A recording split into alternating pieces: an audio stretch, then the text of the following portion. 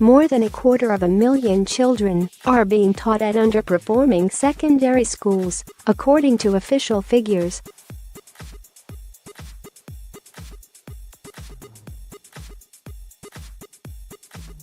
The data suggests that 11.6% of state-funded mainstream schools, 346 in total, fell below the government's minimum standards in 2018.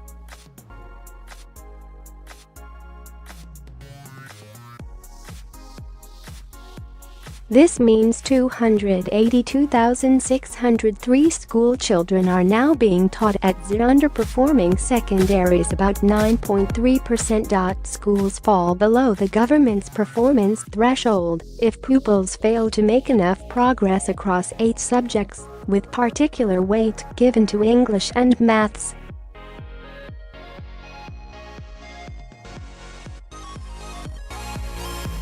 In 2017, 365 schools fell below the floor standard, but the figures are not directly comparable. This is because the latest data does not apply to university technical colleges, UTCs, or further education colleges with 14-16 provision or studio schools.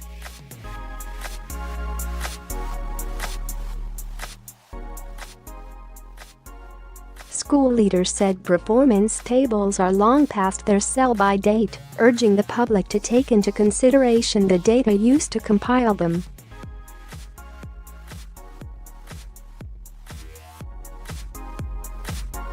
Jeff Barton, General Secretary of the Association of School and College Leaders, said performance tables can never tell the full story of a school, and we urge parents and governors not to place too much weight on them.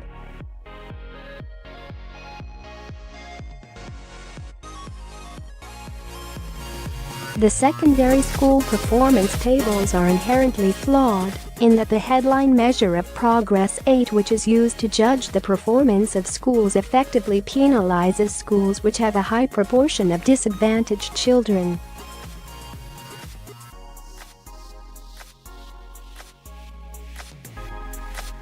The effect of this is to stigmatize these schools, making it more difficult to recruit head teachers and demoralizing pupils, parents and communities.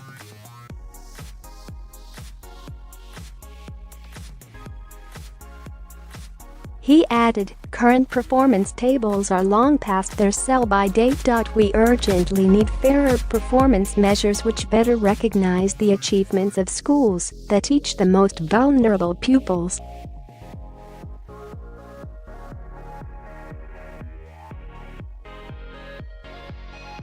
A secondary is considered to be below the government's floor standard if, on average, pupils score have a grade less 0.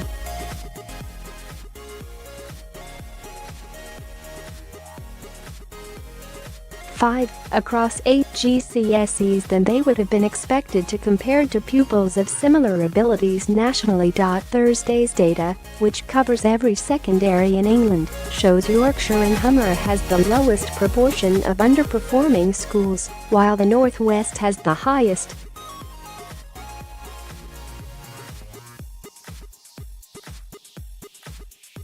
The figures also show the proportion of pupils achieving a grade 5 or above at GCSE in both English and Maths has increased from 42.6% last year to 43.3% this year. The attainment gap between disadvantaged pupils and others increased slightly, rising by 0.6% between 2017 and 2018. The Department for Education data further reveals that 95.5% of pupils are now entering EBIC Science at GCSE, up from 63%.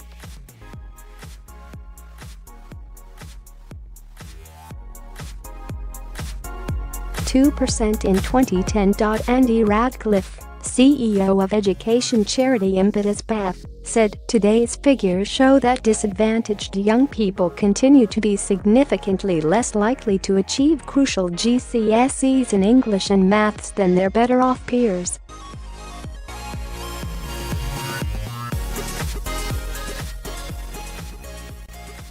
The gap between the two has in fact widened this year. English and maths are essential for young people to progress to the next stage in education or into work, and we know that young people who don't achieve the grades by 16 are unlikely to catch up.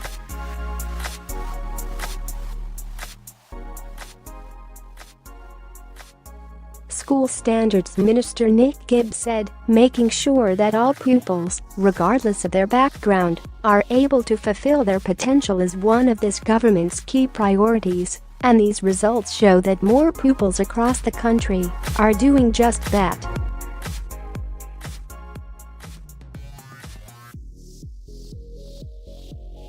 It's been clear for some time that standards are rising in our schools, and today's data underlines the role academies and free schools are playing in that improvement, with progress above the national average and impressive outcomes for disadvantaged pupils.